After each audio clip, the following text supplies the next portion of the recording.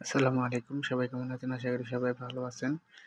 তো যারা আমাদের থেকে সৌদি আরবে ফ্রি VPN চালাচ্ছেন, অল এরিয়াতে প্যাকেজ একটি হলে প্যাকেজটা সোশ্যাল প্যাকেজ যারা VPN দিয়ে চালাচ্ছেন তাদের উদ্দেশ্যে বলছি। তো বর্তমানে যাদেরটা চলতেছে না তাদের উদ্দেশ্যে বলতেছি।